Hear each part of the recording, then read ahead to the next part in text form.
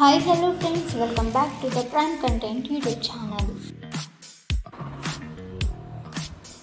వాయువ్య బంగాళాఖాతంలో అల్పపీడనం ఏర్పడింది. దీని ప్రభావం కారణంగా రానున్న 4 రోజుల పాటు ఏపీ రాష్ట్ర వ్యాప్తంగా విస్తారంగా వర్షాలు కురిసే అవకాశం ఉందని అమరావతిలోని రాష్ట్ర విపత్తుల నిర్వహణ సంస్థ వెల్లడించింది. అందువల్ల ప్రజలు అప్రమత్తంగా ఉండాలని సూచించింది.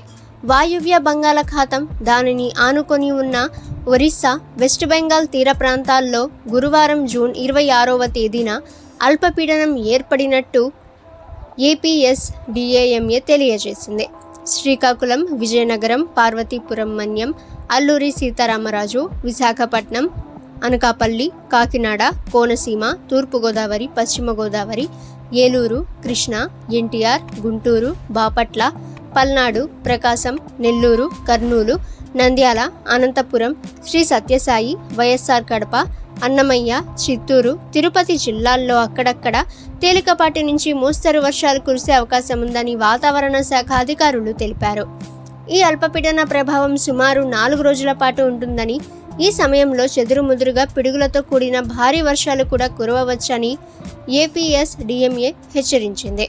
అంతేకాకుండా 40 నుంచి 60 కిలోమీటర్ల వేగంతో బలమైన ఈదురుగాలులు వీచే అవకాశం ఉందని, ప్రజలు అప్రమత్తంగా ఉండి అవసరమైన జాగ్రత్తలు తీసుకోవాలని సూచించింది.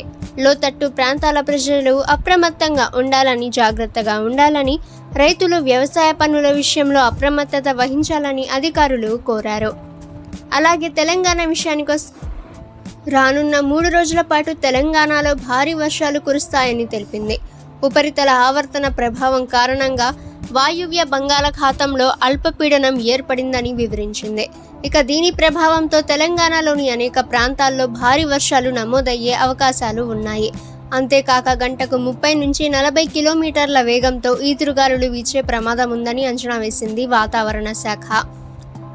ఇక కుమరం భీం, మంచిర్యాల, ఆదిలాబాద్, జగిత్యాల, రాజన్న సిరిసిల్ల, జయశంకర్ భూపాల్పల్లి, నిజామాబాద్, భద్రాద్రి, కొత్తగూడెం, ములుగు జిల్లాల్లో అక్కడక్కడ భారీ వర్షాలు కురిసే అవకాశం ఉందని వాతావరణ శాఖ అంచనా వేసింది. బంగాళాఖాతంలో ఏర్పడిన ద్రోణి కారణంగా వర్షాలు పడుతున్నాయని తెలిపింది. అరేబియన్ సముద్ర తీర ప్రాంతం నుంచి ద్రోణి దక్షిణ గుజరాత్, మధ్యప్రదేశ్, ఛత్తీస్గఢ్ మీదుగా వాయువ్య బంగాళాఖాతంలోని అల్పపీడన ప్రాంతం వరకు ఏర్పడినట్లు హైదరాబాద్ వాతావరణ కేంద్రం వివరించింది. మరోవైపు ఈ ఏడాది మధ్య భారతదేశం చాలా ఉత్తర రాష్ట్రాలను ఋతుపవనాలు వేగంగా వ్యాప్తి చెందాయని భారత వాతావరణ శాఖ తెలిపింది.